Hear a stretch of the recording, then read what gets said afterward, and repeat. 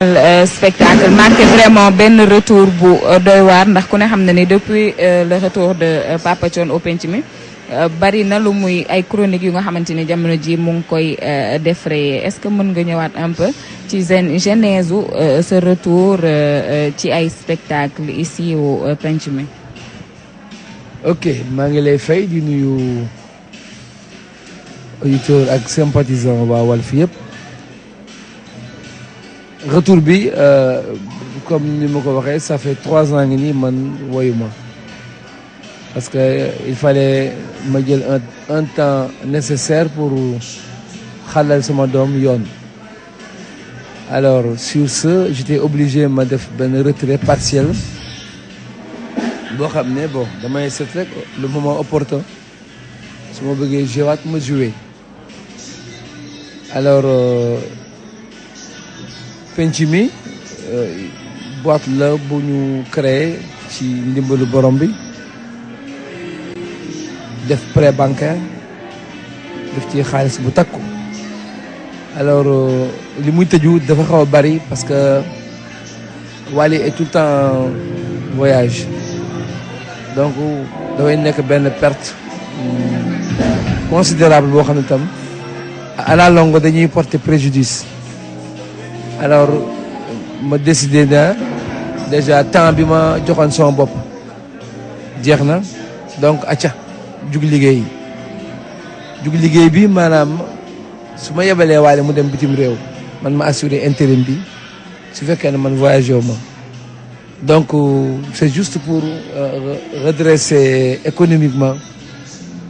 kër goo xam ne dafa tëjul lu yàgg moo gën a motiver moo gën a accélérer retour bi. alors voilà kon ci li ñu mën a jàpp dorénavant bu fi Wally nekkee itam du tere da ngay continuer di wéyal say prestation fii ci penc mi. waaw loolu génération bi bu ñoom Wally ak ñeneen ñi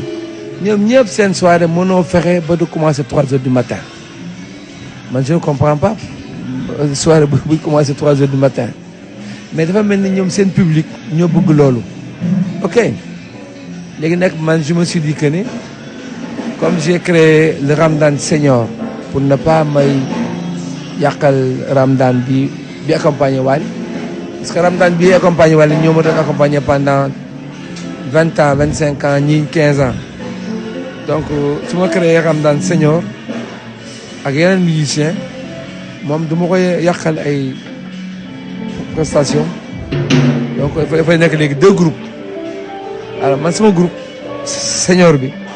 comme ñun ay mag lañu dañuy jéem a woyal mag ñi ba 2h30 wala maximum 3h moins le quart ñu wàcc ñoom Wally yëg comprendre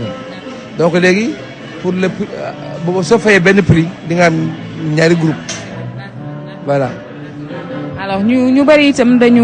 wala réseaux sociaux yi bari na ci ay yu ñuy lire comme quoi que ni depuis nga dellu si sa diggante ak sa doom rataxul comme na mu rataxee woon est-ce que mën nga indi ay leeral ci yooyu les aberrations. waaw ñoom lu leen neex ba nañu wax de façon yàgg nañu dégg ay futilité yoo xam ne amul bopp amul genn donc man duma tontu yooyu amul problème.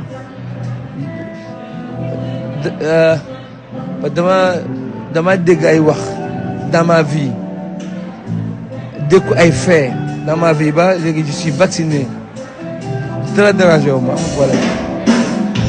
kon mën nañ jàpp ni ñu jeexalee foofu que Papa Thione dorénavant il sera tous les week-ends au penc mi pour assurer les premières parties. waaw xam nga bu yàlla defee Wally bi muy soog a door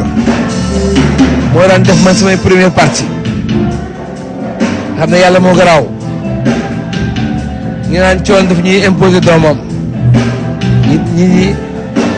ñi di kaas rek ñëw jàkkaarloog man dama ko wax carrément gannaaw sa doom ji indi wuñu fi yaa ñu fi indi dañuy fay suñu xaalis c'est pas normal dañuy imposer sa doom comme ni Ablaye Wade di bëgg a imposer doomam Karim Wade dama ko wax ouvertement may dégg man ma gëm li ma gëm ñooñee tey léeg-léeg dana leen gis fii en soirée ñu yëg di maye xaalis alors bu jamono demee ba suñu borom nangul ma loolu ma dama ciy sant yàlla ba demee ba léegi Wally fu mu jaar mbooloo ma fax ma dama ciy sant yàlla parce que bi may investir fii au penc bi sóoru mu woon Wally dina way masuma xalaat loolu mais yàlla mooy tracé te ni mu ko tracé noonu lay amee donc le reste yëpp man amul waaw da ngay waaru da ngay bàyyi bu jàll rek. alors jërëjëf Papa Thione lan ngay wax équipe bu Petit Déj ñi nga xamante ne jamono ji ak téléspectateurs yi lay seetaan ce matin sur Walf. Petit Déj j'aime bien mais surtout le côté judiciaire ak Pape Ndiaye est très pertinent alors moom temps bi ñu ko alloué dafa gàtt trop parce que y a trop de choses à dire sur le plan judiciaire donc il faut que ne moom mën ngeen ko yokkal tuuti ngeen wàññi maanaam affaire salon de coiffure yeeg ay nangam yooyu parce que léegi des salons y en a tellement ngeen yokkal ko tuuti temps daal parce que li muy wax am na solo ci ñi muy waxal c'est très important jërëjëf. voilà ñoo ko déggandoo Seynabou Papa Thione nag attaqué leen directement Fatou Diallo ah. déedéet da nga naan Papa Thione bëgg na fee may fit. ba pare bëgg fee may fit Pape Ndiaye liñ koy may nii bu fekkee vraiment doyul man bu boobaa mardi man damay toog sama kër moom mu ñëw def naka lañ koy waxee. justice man vraiment mu présenté ah. Ndiaye kay. man de déjà teel leen maa wax rek gannaaw ba man mardi invité dong laay am damay tëdd sama kër.